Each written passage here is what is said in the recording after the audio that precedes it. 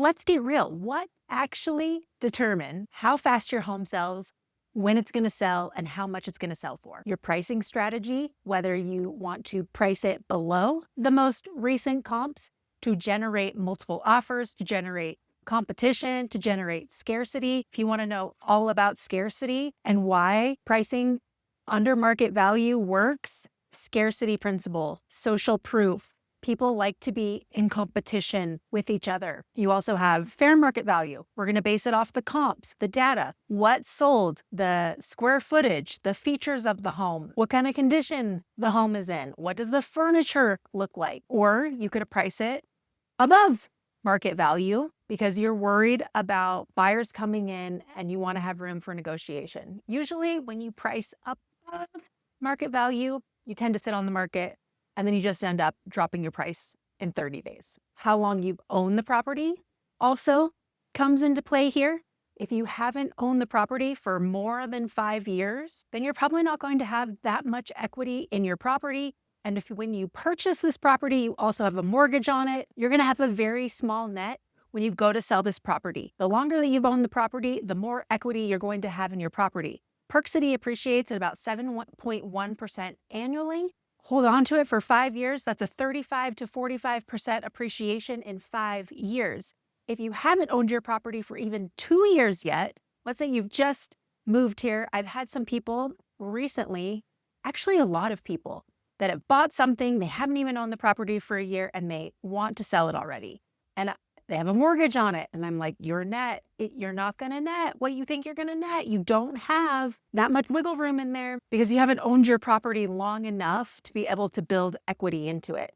And when you factor in all those closing costs, it makes the take home in your pocket not as much as you'd hoped for. I always tell people, try to own your property for at least 2 years. And if you can, the better option is to hold on to it for at least 5. You'll have more equity in the property if you can at least hang on to it for 5, but bare minimum, at least 2. Otherwise, you're going to be also paying some serious capital gains tax on top of that. But if you bought your property in cash and you're trying to sell it, maybe that's a different story. Maybe you have more of a net in there. Location also matters. Where you are located matters big time. The closer that you are to the ski slopes, the more it is like owning beachfront property. The more you have to drive, the further out you are. Location matters. And then the condition of your property.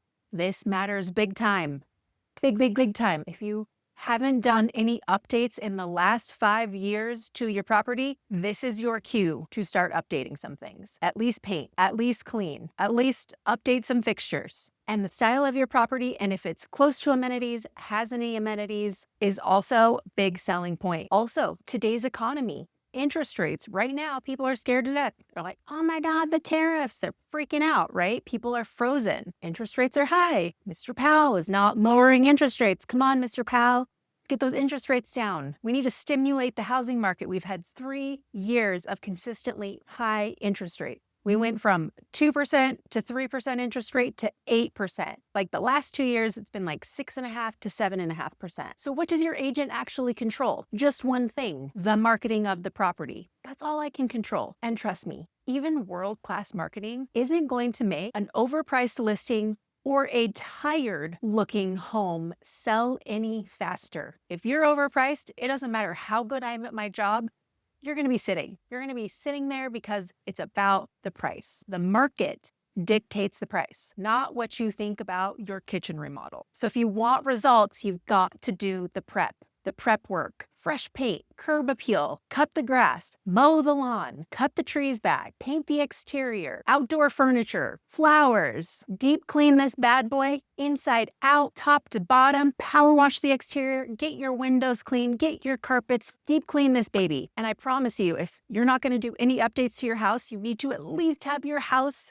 super clean and fix what's broken. Get that pre-home inspection. If you're like, Nicole, what's pre-home inspection? Go watch this video. Fix what's broken so that a buyer doesn't come in and renegotiate the entire deal during due diligence because something was wrong with the roof, something was wrong with the window. They found water spots. There was radon in the property. You do not want a buyer renegotiating the entire deal and weaponizing it against you. So get that pre-home inspection. And then once your property is prepped and ready to go and it's clean and it's ready for photos, then I can work my magic. I'm going to market the hell out of that thing. My midway listing, we are crushing it online with video, views, Zillow, dominating Zillow, killing it on utahrealestate.com. All because it took them 5 months to get the house ready, but it's all because the house was ready. I told them to take down all the family photos. We cleaned out all the furniture. We made that property so clean. And that helped me be able to get the marketing dialed. Luxury isn't just a price, it's a whole package and presentation. Want your home to be next? Call me before you're thinking of listing. Let's get you an estimate on what your home is worth and a seller net sheet going. My information is always dropped down in the description link down below.